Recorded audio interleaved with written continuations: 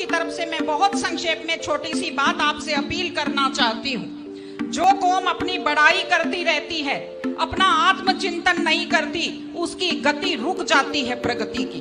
पहले भी बात कही गई, लेकिन मैं 3 चीजों की तरफ आपका ध्यान दिलाना चाहती हूँ। हमारी युवा पीढ़ी बड़ी आकर्षित हो रही है। एक नशे की आदत, एक अपराधों की तरफ आकर्षण और एक लापरवाह तेज ड्राइविंग के प्रति आकर्षण। महिलाओं के नाम से लॉटरी डाली एप्लीकेशन लगाते हैं और महिला जो घर की लक्ष्मी होती है उसका नाम बाजार में दारू के ठेके के ऊपर लिख देते हैं। एक खास चीज जो मैंने देखी बड़ी नकारात्मक, अपनी जाति के अपराधियों का पक्ष लेना शुरू कर दिया है सबने। पितर बना दिया है अपनी जाति के अपराधियों को। ये अपराधी खुद बर्बाद होते हैं और अपने पीछे पूरी युवा पीढ़ी को बर्बाद करते हैं। मैं आपको एक उदाहरण देती हूँ।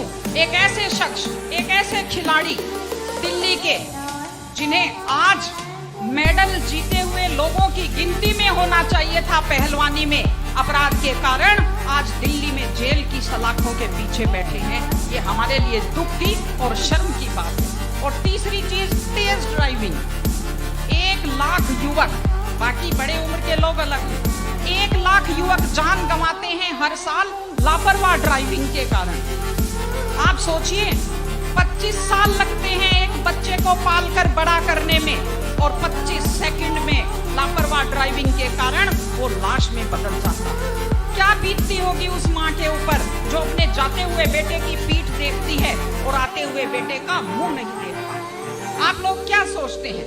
अगर आप अपनी पावर दिखाना चाहते हैं तो मिल्खा सिंह की तरह तेज दौड़िए, या कि आप नीरज चोपड़ा की तरह, देवेंद्र झाझड़िया की तरह आप तेज भाला फेंकिए मोटरसाइकिल का कान मरोड़ने में, या तेज गति से कार भगाने में कोई बहादुरी नहीं होती। अगर आप सोचते हैं कि आप बड़े हैंडसम और डैशिंग दिखते हैं तेज गाड़ी भगाते हुए, आप डैशिंग हैंडसम नहीं दिखते, आप लापरवाह दिखते हैं, आप बेपरवाह दिखते हैं, आप बेवकूफ दिखते हैं।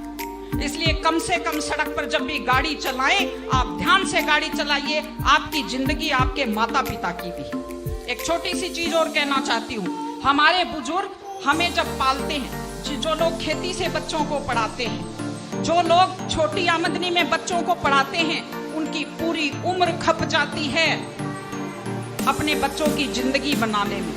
और उसके बाद दुख का विषय है, बड़ा पीड़ादायक सीन मैं कई जगह देखती हूँ कि एक माँ बाप मेहनत करते हुए हाथों में आइटन पड़ जाते हैं, एड़ियां फट जाती हैं, कपड़े मेले फट जाते हैं, और उसके बाद जब बेटे को पढ़ा लिखा कर तैयार करते हैं, उसके बाद पढ़ी लिखी बड़े घर की थोड़ी बेटी आ जाती है तो माँ बाप की तरफ ध्यान नहीं देते। आज हमारे 60-70% घरों में हालत ये है कि बुजुर्गों को रोटी तो मिल रही है लेकिन इज्जत से रोटी नहीं मिल रही।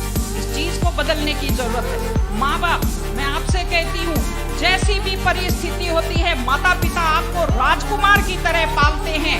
आपकी भी ड्यूटी है, जैसी आपकी हैसियत है, बुढ़ापे में उनको बादशाहों की तरह से रखिए, उनकी सेवा कीजिए, उनका सम्मान कीजिए। इस तरह से माता पिता की सेवा कीजिए। वो अपनी जिंदगी आपके लिए कुर्बान कर देते हैं। और माताएं बहनें बैठी हैं, एक छोटी सी लास्ट बात जो मैं कह रही हूँ, बेटियों को समझदार बनाइए, बेटियों को बेटा मत बनाइए, क्योंकि बेटे तो लापरवाह होते हैं। बेटियों को समझदार बेटी बनाइए।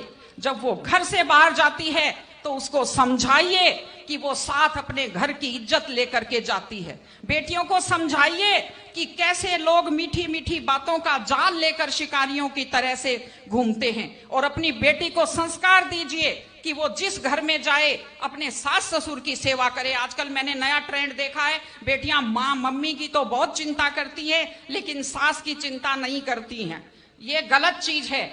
औरत घर की धुरी होती है। अगर वृद्ध लोगों की चिंता नहीं करेंगे तो हमारे वृद्ध लोगों को सुरक्षा कैसे मिलेगी, उन्हें सम्मान कैसे मिलेगा, इनकी जिंदगी खुश कैसे होगी।